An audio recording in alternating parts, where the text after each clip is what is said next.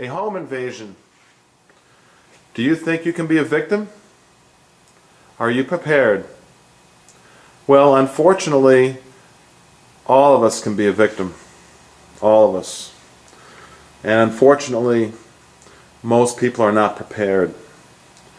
So this video basically has a concept of giving you some ideas and some tips on how to protect yourself and how to practice and do some drills in your home in case of a home invasion. You know, we do fire drills. Let's do some drills in case of a home invasion. You need to do that because it's possible it could happen. As a matter of fact, one of my communities that I have a home in, a gated community, there's been 3 home invasions in the last 2 years, and nothing good happened in each one. We know what could happen: kidnapping, death, horrific things. This is a family channel. I do not want to be graphic. So, by the way, how does someone get into a gated community and commit those type of crimes? In that particular situation, in that community which is gated, and it's a strictly gated community, all 3 home invasions were done by some workers who were building. There was like 20 or 25 homes being built at once, so there was hundreds of people just going straight in. They don't need no gate clicker, they don't need no ID, they don't need anything. They just go to work every day on a big truck, and 8, 10, 12 people per truck piling in to go do their job for the day. And some bad people are within that mix, and they're in the community, and they get into people's homes. So it's very possible that no matter what scenario you're in, you can be a victim of a home invasion. As a matter of fact, I like to use history as an example. And I'm going to give you a little trivia question right now to start this video out. Now, we all know John Lennon was murdered, right? We know he was murdered in 1980. The Beatles, right? Well, where am I going with this? This might surprise some of you. Here's a trivia question. John Lennon, we know, was murdered in 1980. After that, the 3 surviving Beatles, which one of those Beatles was almost killed in a home invasion? In his mansion, with massive amounts of security, a person who, after John Lennon was assassinated, never made a public appearance, or very rarely made a public appearance, from 1980 until 1991, until the time of the home invasion. The answer is George Harrison. George Harrison, in his mansion, at 3:30 in the morning, somebody got into his home, some psychopath who ultimately got off on insanity charges and went into some insane asylum, got into his house and with a knife started screaming his name. He thought he was, the devil was in charge of his mind, or some whatever weirdo reasons these people think up in their minds. Started screaming George's name out. George woke up out of a sound sleep at 3:30 in the morning, grabbed a lamp next to his bed, the only weapon he had, and ultimately met up with the perpetrator. And for 15 minutes, George Harrison was assaulted with a knife, a big knife, stabbed into the chest a couple of times, one of them puncturing a lung, 3 or 4 times through his skull. His wife, of course, immediately called the police, and she saved George Harrison's life by hitting the attacker with a fireplace poker, one of those steel rods, and she just kept hitting him, and then the police arrived, and George Harrison somehow lived. 97, he got cancer.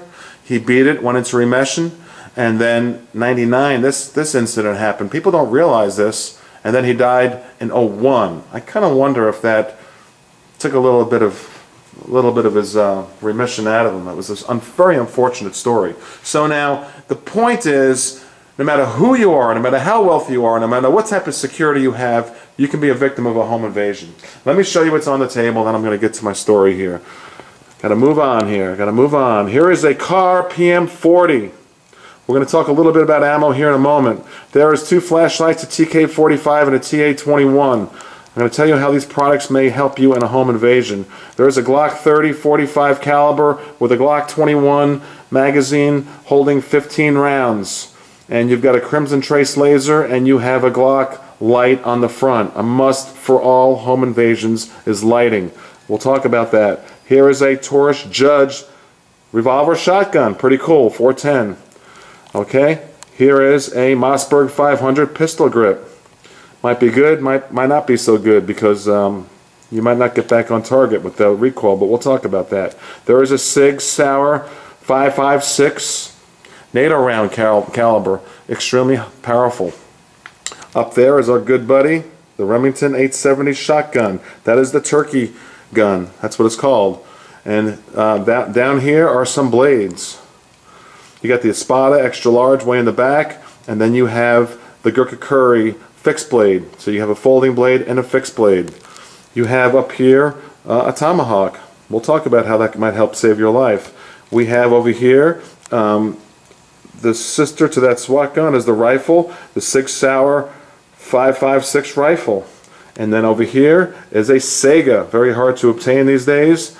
That's a Sega 12 gauge shotgun, holding 12 in the magazine, semi-automatic, and 1 in the chamber. You've got 13 rounds of shotgun, 12 gauge shotgun shells with a light and laser on it.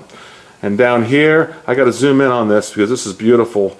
I've had this a long time, since the early 80s. It went up in value. This is a Winchester police model, 12 gauge, and can you see that real close? It says proof steel.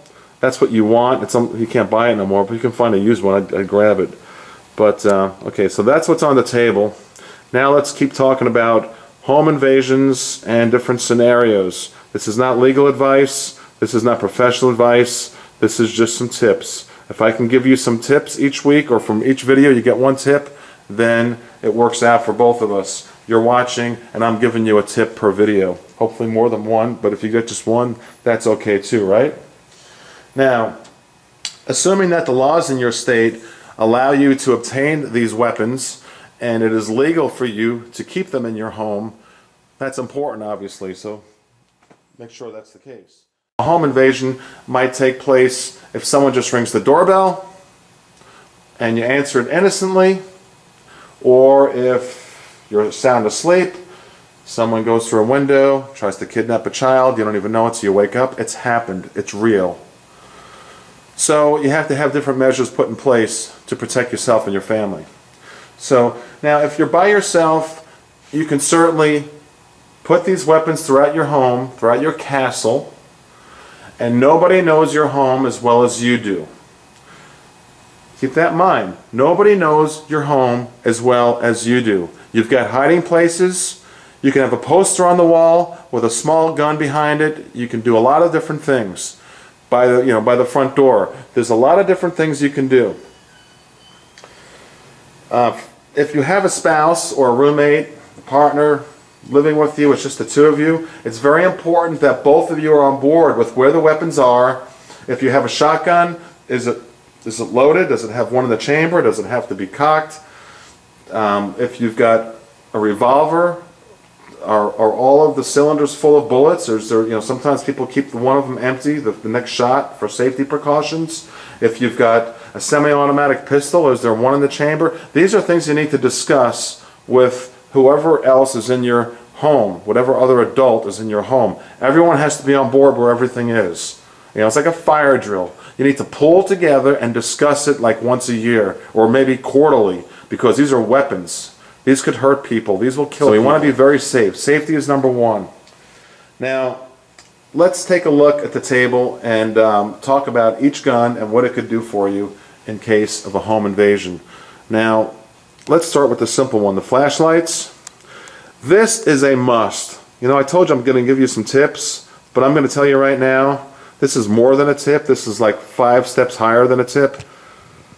This is just like something you just have to have if you can afford it. If you can afford to buy a good $75 flashlight, then get one of these.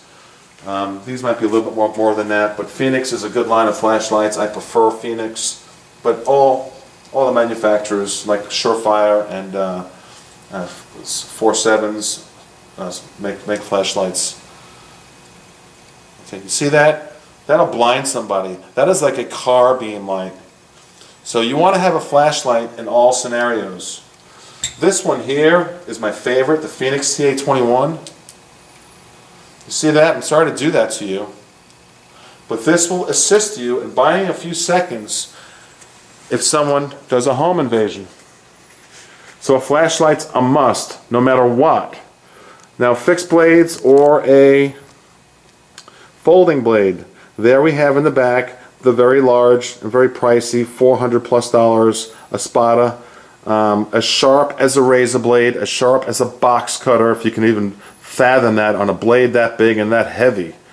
Extremely powerful. It's not going to take too much to stop somebody with that knife.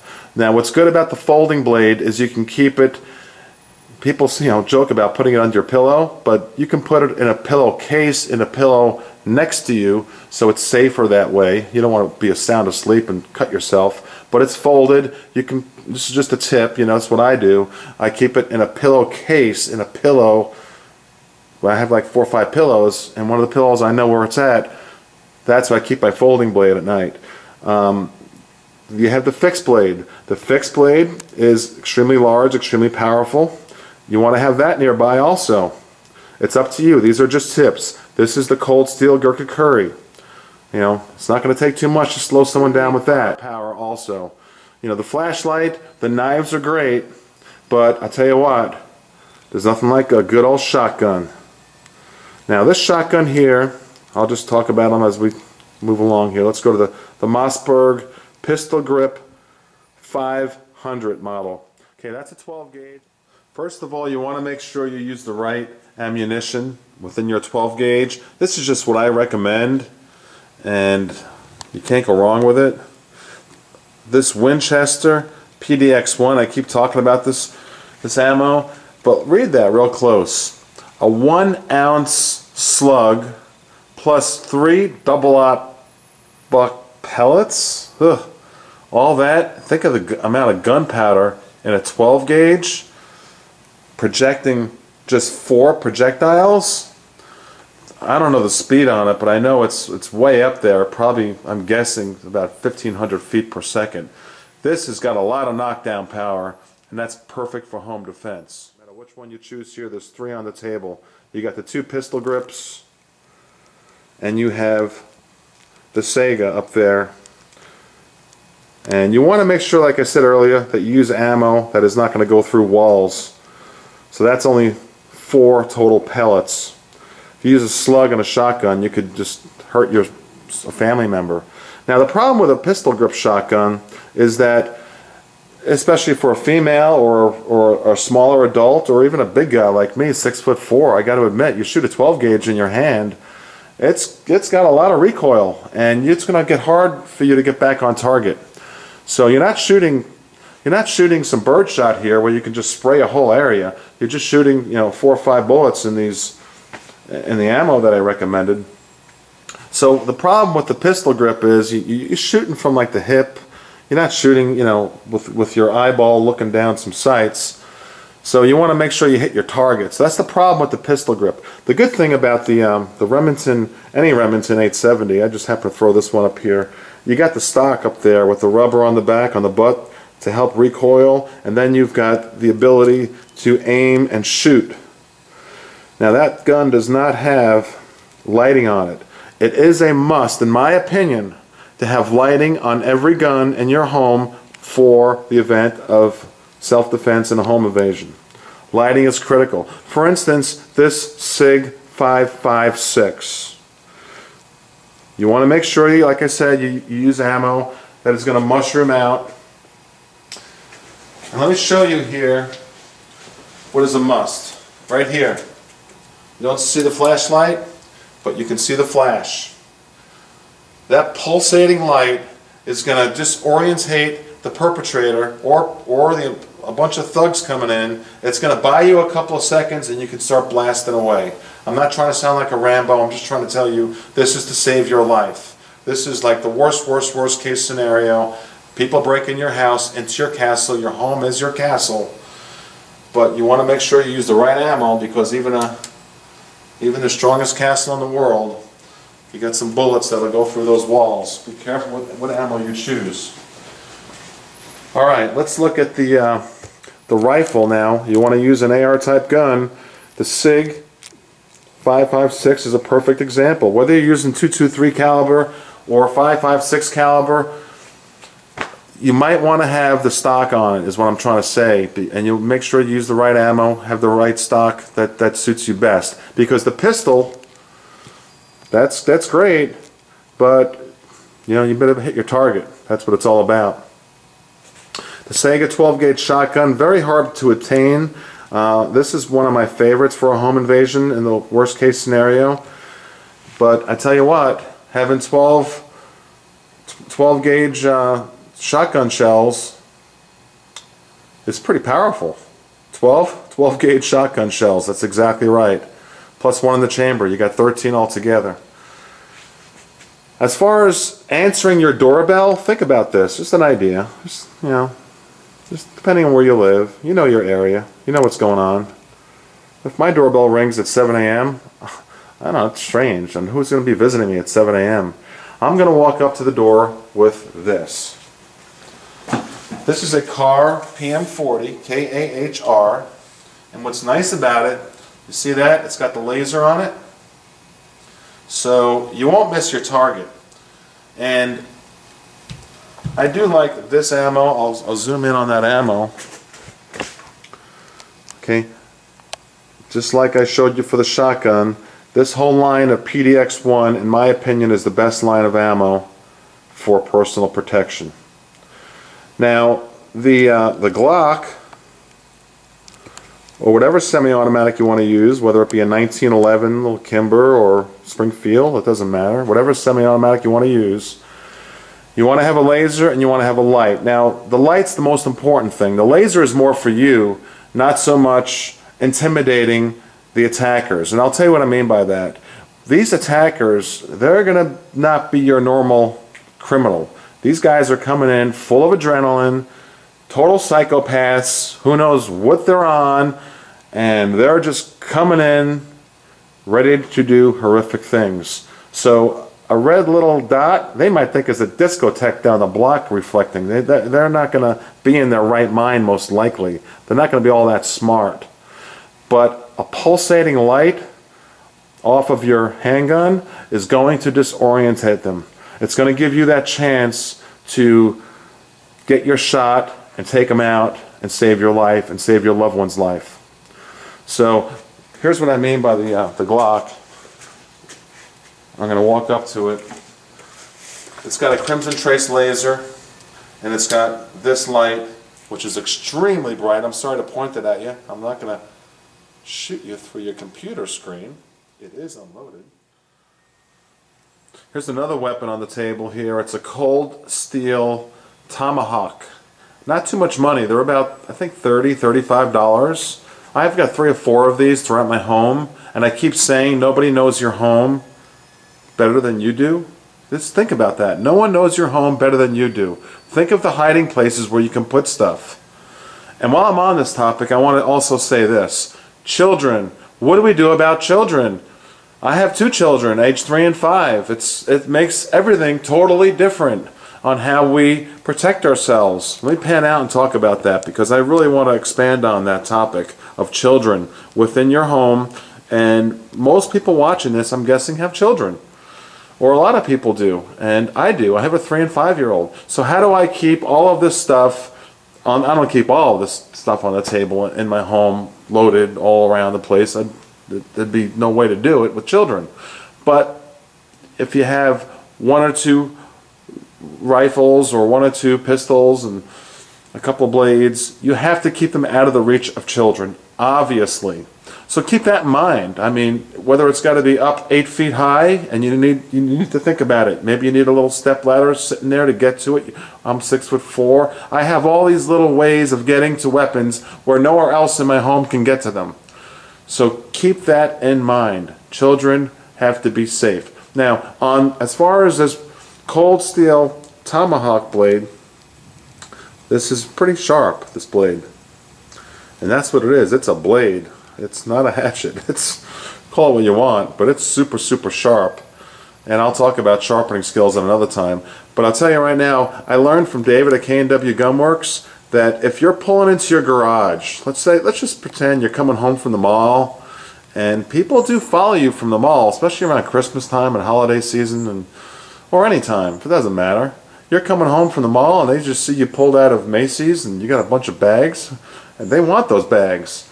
They will follow you home. Don't think they won't, the bad people. It happens every day across America and the world. So what do? You pull in your garage, all of a sudden someone follows you. What do? Well, if you're prepared, you've got hopefully a gun on you and a knife or something. But if you don't, you forgot that day or whatever, something silly, you didn't carry your weapon. This is another idea, just an idea. A hatchet. Okay? Now you might put it behind a poster, you might put it above your head at arm's reach, and you might have two of them. You might have one by your front door, away from children and innocent people. Only you know where it's at. You let the adults know where it's at. But this is a huge tip. I like this little tomahawk hatchet, because someone pulls up behind me in my garage, I've got one little booby trap waiting for you. You come after me in my castle, I'm gonna have some booby traps. Alright. The Taurus Judge is a pretty good weapon for personal defense. The one problem is it's only 5 shots, and it is a 410 gauge. Here's the ammunition I recommend for it. Same Winchester PDX-1. Now look at that. You got 12 BBs plus 3 plated cylinder projectiles. Look at the picture closely. You can see exactly what's coming out of that gun. It's just amazing. So that's good for like 10, 12, 15 feet max, but I tell you what, most home invasions, that's how close you'll be, if not even closer, 3 to 4 or 5 feet. So the Judge is good for that, but you only have 5 rounds, and if there's 2 or 3 guys coming in at you, you'll be out of ammo pretty quick. But that's good to have. These are just ideas, all right? So I want some input on what you would do in case of a home invasion. WeaponsEducation.com on YouTube. I do appreciate you watching, and I hope you subscribe if you're not a subscriber. And if you are a subscriber, please tell somebody else. All right, check it out. Have a great day, and thank you for watching.